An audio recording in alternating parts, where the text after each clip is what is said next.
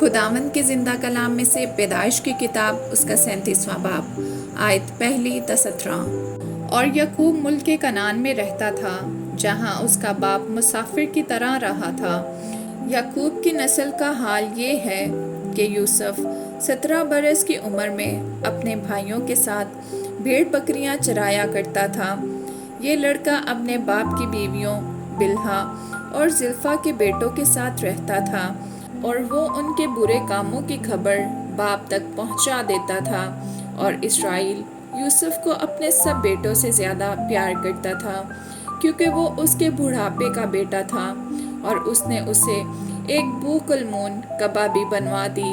اور اس کے بھائیوں نے دیکھا کہ ان کا باپ اس کے سب بھائیوں سے زیادہ اسی کو پیار کرتا ہے، سو وہ اس سے بغض رکھنے لگے اور ٹھیک طور سے بات بھی نہیں کرتے تھے۔ اور یوسف نے ایک خواب دیکھا جسے اس نے اپنے بھائیوں کو بتایا، تو وہ اس سے اور بھی بغض رکھنے لگے، اور اس نے ان سے کہا، ذرا وہ خواب تو سنو جو میں نے دیکھا ہے۔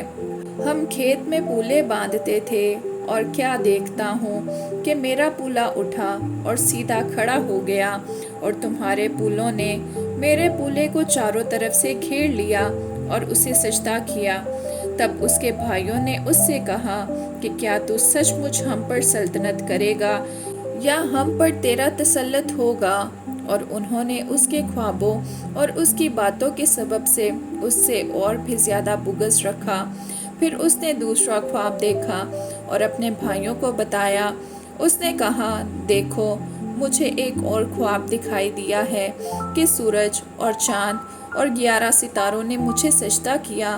اور اس نے اسے اپنے باپ اور بھائیوں دونوں کو بتایا۔ تب اس کے باپ نے اسے ڈانٹا اور کہا کہ یہ خواب کیا ہے جو تو نے دیکھا ہے؟ کیا میں اور تیری ماں اور تیرے بھائی سچ مچ تیرے آگے زمین پر جھک کر تجھے سجدہ کریں گے؟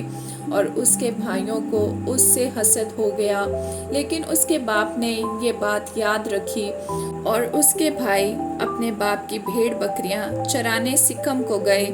تب اسرائیل نے یوسف سے کہا، تیرے بھائی سکم میں بھیڑ بکریوں کو چرا رہے ہوں گے، سو آ کہ میں تجھے ان کے پاس بھیجوں۔ اس نے اسے کہا، میں تیار ہوں۔ تب اس نے کہا، تو جا کر دیکھ کہ تیرے بھائیوں کا اور بھیڑ بکریوں کا کیا حال ہے، اور آ کر مجھے خبر دے۔ سو اس نے اسے حبرون کی وادی سے بھیجا، اور وہ سکم میں آیا، اور ایک شخص نے اسے میدان میں ادھر ادھر آوارہ پھرتے پایا۔ یہ دیکھ کر اس شخص نے اس سے پوچھا کہ تو کیا ڈھونڈتا ہے؟ اس نے کہا، میں اپنے بھائیوں کو ڈھونڈتا ہوں، ذرا مجھے بتا دے کہ وہ بھیڑ بکریوں کو کہاں چرا رہے ہیں۔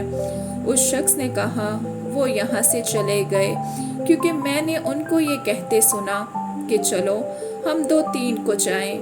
چنانچہ یوسف اپنے بھائیوں کی تلاش میں چلا اور ان کو 2-3 میں پایا۔ آمین۔